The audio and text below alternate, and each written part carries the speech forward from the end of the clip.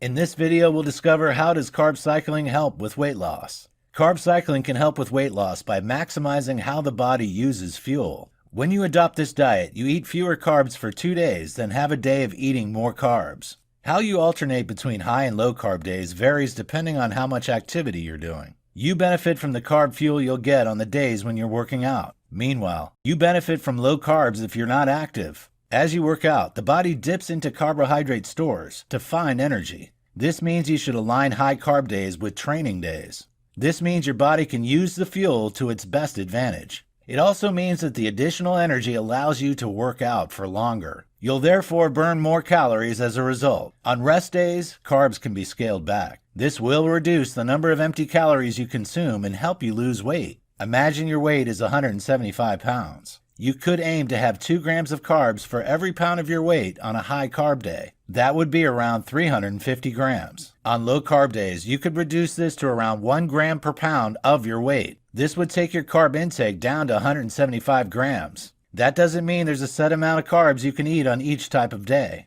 Largely, it depends on what workout you're doing. It also depends on how frequently you're working out. You'll find plenty of advice online. However, you'll need to tailor your carbohydrate intake to your own needs. Your metabolism will decrease or increase depending on your macronutrient and calorie intake. If you eat enough carbs at the correct time, your metabolism is reset. This triggers your body to release leptin and thyroid. These are the hormones which regulate your body weight. The standard American diet is very heavy in carbs. This can produce a negative effect, stimulating the release of insulin too often. As a result, weight gain can occur and conditions like diabetes can develop. Low-carb days encourage your body to use all its glycogen, stored carbs. It switches to burning ketones, body fat, as fuel. When stored fat is burned, weight is naturally lost. Every carb cycling diet plan is different. You need to choose the one that meets your own goals. A standard plan will keep your carb intake very low for 2 to 3 days. It will then increase your carb intake for a day. That day should involve some intense activity.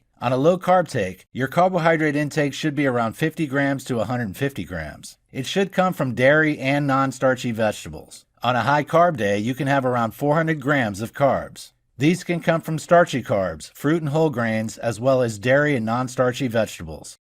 In this video, we'll discuss, are there other benefits to carb cycling? Carb cycling's primary benefit is rapid weight loss. However, there are some other benefits offered by this way of eating that other diets don't provide.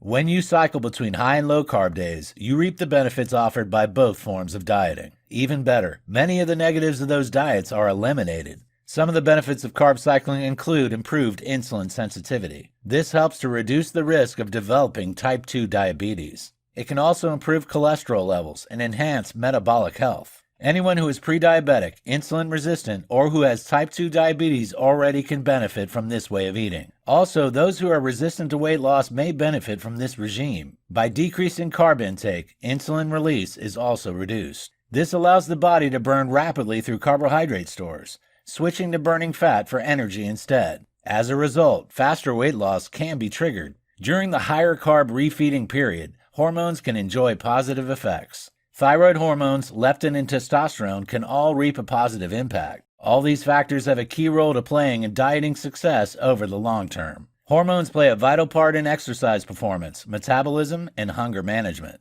Therefore, controlling them more efficiently will ensure better function. In this video, we'll talk about what do I need to remember about carb cycling. Carb cycling isn't an effort-free way of eating. Many people embark on this regime without realizing how much work is involved. Planning is key to your success. You need to measure, count grams, and weigh in order to succeed. There are apps out there such as MyFitnessPal which can make life easier. However, if you want a regime that is all planned out for you, carb cycling isn't for you. On the other hand, if rules and guidelines are your preferred option, carb cycling is a great choice. Are you thinking about giving it a try? Then read on to find out what you must remember about this way of eating. Get it right for you.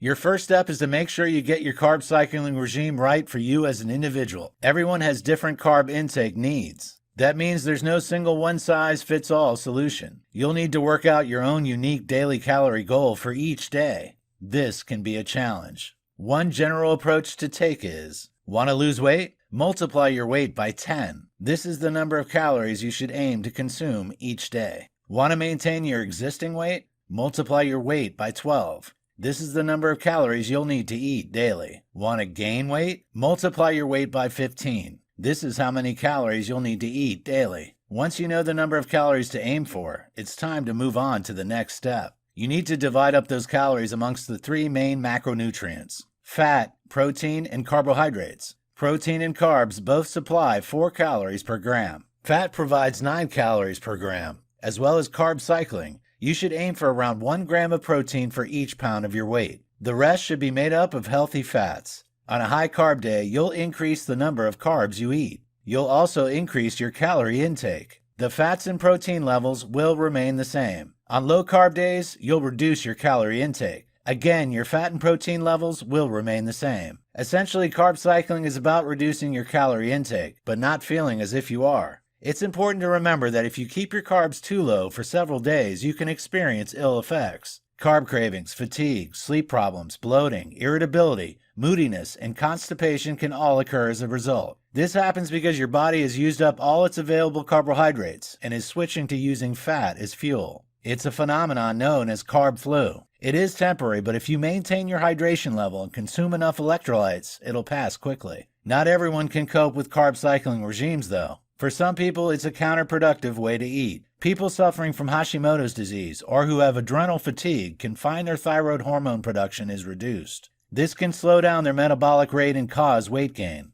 People who are breastfeeding, pregnant, have a history of eating disorders, or who are already underweight should avoid this regime. Calories and protein. When you're carb cycling, it can be tempting to eradicate lots of things from your diet. It's important to remember that it's only refined carbs that need to be slashed. When you're eating fewer carbs, you need to ensure that fiber remains a key part of your diet. A low-carb day isn't a reason to forget apples or broccoli. Primarily, focus on taking out simple carbs and sugar from your diet. Bagels and muffins can go. Nutrient-rich, fiber-filled foods like quinoa, oats, beans, fruits, and vegetables should all stay. If you prioritize high-fiber carbohydrates on your low-carb days, you'll feel more full. Your cholesterol levels will be better controlled, and your microbiome will be healthier. This will help you to manage your weight effectively since you won't be tempted to binge. Inflammation will also be reduced, helping to combat obesity. You may think you can lose more weight if you reduce your calorie intake significantly. However, you still need to eat enough. Even on a low-carb day, you need to maintain appropriate calorie intake. The brain requires carbohydrates to function. Specifically, it requires glucose to run effectively. If there's no glucose for it to use, the body must use another source. It may end up using protein for this purpose. This is bad news when you want to maintain and build up lean muscle. You must, therefore, eat over 130 grams of carbs even on a low-carb day. The brain needs to be fed so you don't spend the whole day walking around in a fog. Remember, the quality of the food you eat matters just as much as the amount. Your high carbohydrate days mustn't be filled with fries and pizza. You should enjoy whole grains instead. Whole grain pasta and bread and brown rice are much healthier options than refined sugars. If you aren't sure what you should be eating, you should talk to an expert. The amount of carbs that you'll need will vary depending on your makeup. It will vary depending on your calorific needs, your activity level, and the type of exercise you do. It's also very depending on your height, weight, and gender. A dietitian can help give you a personalized recommendation. This will ensure you're able to get the right amount of fuel you require to maximize your results.